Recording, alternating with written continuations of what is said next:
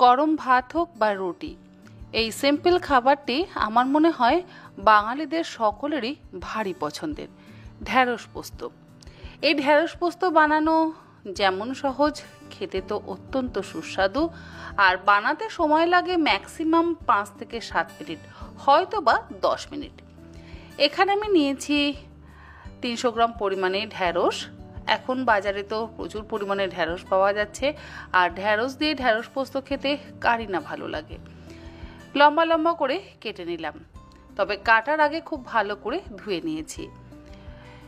কড়াইতে দিয়ে দিলাম 3-4 চামচ পরিমাণে সর্ষের তেল।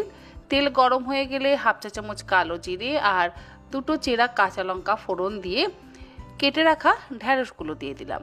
গ্যাসের ফ্লেমটাকে মিডিয়াম টু হাইতে করে দিয়ে 2 মিনিট ভেজে নিচ্ছি। খুব বেশিক্ষণ ভাজবার কিন্তু প্রয়োজন নেই, কারণ ঢ্যাঁড়স যদি আবার বেশিক্ষণ ভাজা হয়, মানে অল্প তেলে যদি হাই ফ্লেমে বেশিক্ষণ ভাজা হয়, তাহলে শক্ত হয়ে যায়। স্বাদ অনুসারে লবণ দিয়ে দিলাম। লবণটাকে দিয়ে মিশিয়ে নিয়ে ঢাকা দিয়ে লো ফ্লেমে ঢ্যাঁড়সগুলোকে সেদ্ধ হতে দেব। ঢ্যাঁড়স রান্নার ক্ষেত্রে না খুব বেশি মশলার প্রয়োজন পড়ে, না জলের প্রয়োজন পড়ে।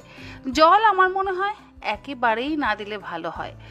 অল্প ঢাকা দিয়ে দিয়ে যদি ঢ্যাঁড়সগুলোকে সেদ্ধ করে নেওয়া যায়, তাহলে সেটা খেতে বেশি সুস্বাদু হয়। যেহেতু ঢ্যাঁড়স পোস্ত, তাই জন্য এখানে পোস্ত তো আমাদের বেটে নিতেই হবে। এখানে আমি 2 টেবিল চামচ পরিমাণে পোস্ত প্রথমে ড্রাই গ্রাইন্ড করে নিলাম, তারপরে এর মধ্যে অল্প একটু জল দিয়ে বেটে নেব। খুব বেশি মসৃণ করে কিন্তু বাটবো না।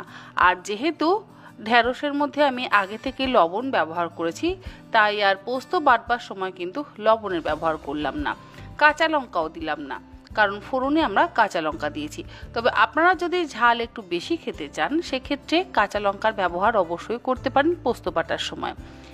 পোস্ত আমাদের বাটা হয়ে গেছে, অপরদিকে ঢ্যাঁড়সও কিন্তু অলমোস্ট সেদ্ধ হয়ে গেছে।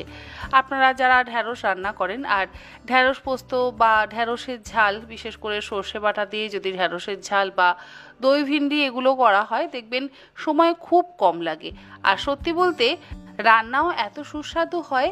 তাই জন্য গরমের মধ্যে খুব বেশিক্ষণ সময় ধরে রান্নাঘরে না দাঁড়িয়ে এইভাবে টুকটাক ঢ্যাঁড়সের রেসিপি বা ভেন্ডির রেসিপি বানানো যেতেই পারে। সামান্য একটু হলুদ ব্যবহার করলাম। হলুদ খুব বেশি ব্যবহার করবার প্রয়োজন নেই।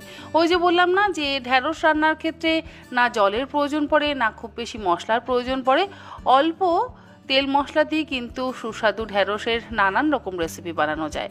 পোস্তটা বাটা হয়ে গেলে আমি দিয়ে দিলাম এই সেদ্ধ হয়ে যাওয়া ঢ্যাঁড়সের মধ্যে। পোস্তটা দেওয়ার পর এবারে ভালো করে মিশিয়ে নিচ্ছি। লবণ তো অলরেডি মেশা